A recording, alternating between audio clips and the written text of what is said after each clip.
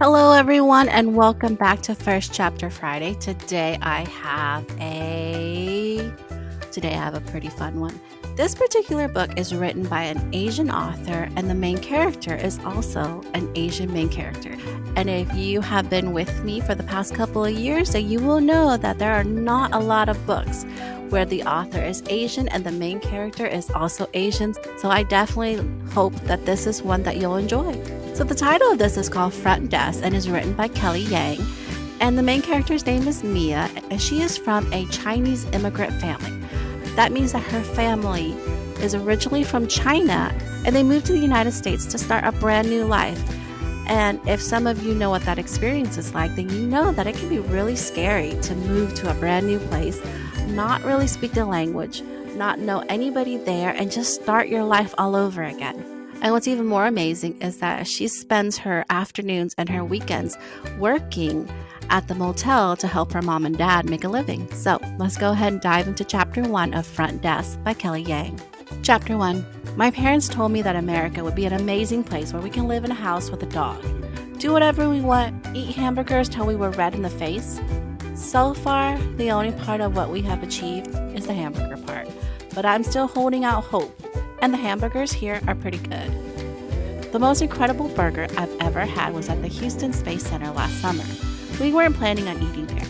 Everybody knows museum food is 50,000 times more expensive than outside food. But one whiff of that sizzling bacon as we passed by the cafe and my knees wobbled. My parents must have heard the howls from my stomach because the next thing I knew, my mother was rummaging through her purse for coins. We only had enough money for one hamburger, so we had to share. But man, what a burger. It was a mile high with real bacon and mayonnaise and pickles. My mom likes to tease that I devoured the whole thing in one gulp, leaving the two of them only a couple of crumbs. I'd like to think I gave them more than that. The other thing that was great about the Space Center was the free air conditioning. We were living in our car that summer, which sounds like a lot of fun, but actually wasn't, because our car's AC was busted. So after the burger, my dad parked himself in front of the vent and stayed there the entire rest of the trip. It was like he was trying to turn his fingers into popsicles. My mom and I bounced from exhibit to exhibit instead. I could barely keep up with her. She was an engineer back in China, so she loves math and rockets. She oohed and awed over this module and that module. I wish my cousin Shen could have been there. He loves rockets too. When we got into the photo booth, my mother's face lit up. The booth took a picture of you and made it look like you were a real astronaut in space. I went first. I put my head where the cardboard cutout was and smiled when the guy said cheese. When it was my mom's turn to take her photo, I thought it would be funny to jump into her shot.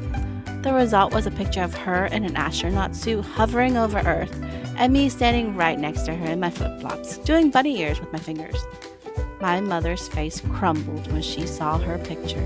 She pleaded with the guy to let her take another one, and he said, "No can do, one picture per person." For a second, I thought she was going to cry. We still have the picture. Every time I look at it, I wish I could go back in time. If I could do it all over again, I would not photoball my mom's picture, and I'd give her more of my burger. Not the whole thing, but definitely some more bites. At the end of that summer, my dad got a job as an assistant fryer at a Chinese restaurant in California. That meant we didn't have to live in our car anymore, and we could move into a small bedroom apartment. It also meant my dad brought home fried rice from work every day. But sometimes he'd also bring back big old blisters all up and down his arm. He said that they were just allergies, but I don't think so. I think he got them from frying food all day long in the sizzling wok. My mom got a job in the front of the restaurant as a waitress. Everyone liked her, and she got great tips. She even managed to convince the boss to let me go with her to the restaurant after school, since there was nobody to look after me. My mom's boss was a wrinkly, white-haired Chinese man who reeked of garlic and didn't believe in wasting anything. Not cooking oil, not toilet paper, and certainly not free labor. "You think you can handle waitressing, kid?" he asked me. "Yes, sir," I said. Excitement pulsated in my ear. My first job, I was determined not to let him down. There was just one problem. I was only 9 then and needed 2 hands just to hold one dish steady. The other waitresses managed 5 plates at a time. Some didn't even need hands. They could balance a plate on their shoulders. When the dinner rush came, I too loaded up my carrying tray with 5 dishes. Big mistake. As my small back gave in to the mountainous weight, all my dishes came crashing down. Hot soup splashed onto the customers, and fried prawns went flying across the restaurant. I was fired on the spot, and so was my mother. No amount of begging or promising to do the dishes for the next gazillion years would change the owner's mind. The whole way home, I fought tears in my eyes. I thought of my 3 cousins back home. None of them had ever gotten fired before. Like me, they were only children as well. In China, every child is an only child, ever since the government decided all families are allowed only one. Since none of us had siblings, we were our siblings. Leaving them was the hardest part about leaving China. I didn't want my mom to see me cry in the car, but eventually that night she heard me. She came into my room and sat on my bed. "Hey, it's okay," she said in Chinese, hugging me tight. "It's not your fault." She wiped a tear from my cheek.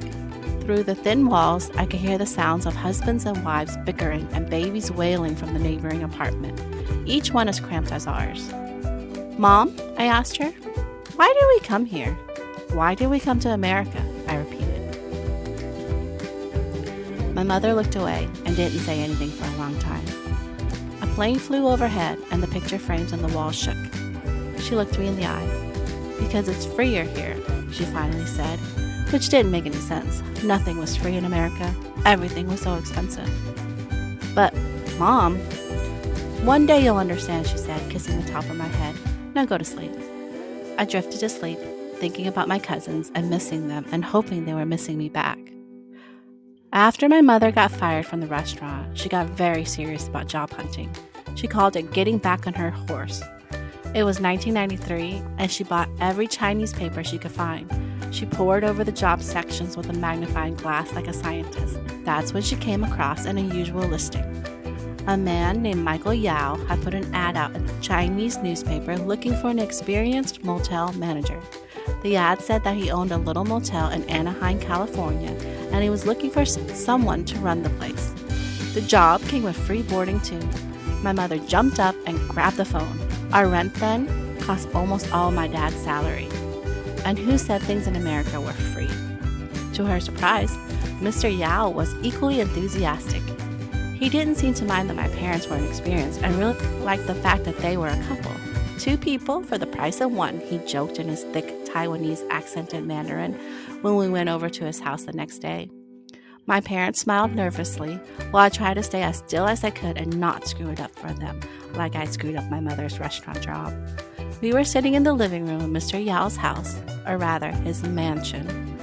I made myself look at the floor and not stare at the top of Mr. Yao's head, which was all shiny under the light, like it had been painted in egg white. The door opened and a boy about my age walked in. He had on a t-shirt that said, "I don't give a," and underneath it a picture of a rat and a donkey. I raised my eyebrow. "Jason," Mr. Yao said to the boy, "say hello." "Hi," Jason muttered. My parents smiled at Jason. "What grade are you in?" they asked him in Chinese. Jason replied in English, "I'm going to 5th grade." "Ah, same as Mia," my mom said. She smiled at Mr. Yao. "Your son's English is so good." She turned to me. "Hear that, Mia? No accent." My cheeks burned. I felt my tongue in my mouth like a limp lizard. "Of course he speaks good English. He was born here," Mr. Yao said. "He speaks native English." Native. I mouthed the word. I wonder if I worked really hard, would I also be able to speak native English one day? Or was that something completely off limits for me? I looked over at my mom, who was shaking her head. Jason disappeared off to his room, and Mr. Yao asked my parents if they had any questions. "Just to make sure, we can live at the motel for free?" my mom asked. "Yes," Mr. Yao said. "And what about..." My mom struggled to get the words out. She shook her head, embarrassed to say it. "Will we get paid?" "Oh, right, payment," Mr. Yao said, like it hadn't dawned on him at all. "How's $5 a customer?" I glanced at my mom. I could tell that she was doing math in her head because she always got this dreamy smile on her face. 30 rooms at $5 a room. That's $150 a night, my mom said, her eyes widening. She looked at my dad. That's a lot of money. It was a humongous amount of money. We could buy hamburgers every day, one for each of us. We wouldn't even need to share. When can you start? Mr. Yao asked. Tomorrow, my mom and dad blurted out at the exact same time. Mr. Yao laughed. As my parents got up to shake his hands, Mr. Yao muttered, I have to warn you, it's not the nicest motel in the world. My parents nodded. I could tell it made no difference to them what the motel looked like. It could look like the inside of a Greyhound bus toilet for all we cared. $150 plus free rent. We were in. All right, that is the end of chapter 1. Now, if you're curious as to what's going to happen, is the motel going to be great? Is this going to be the thing that saves them? Or is it just another stop in her journey? And lastly, I just wanted to show you that there are 3 other stories that follow the front desk book. You have 3 keys, Room to Dream, and Key Player. And my hope is that you will try these books out and that you'll love them as much as I do. All right, happy reading, and I'll see you next time on First Chapter Friday.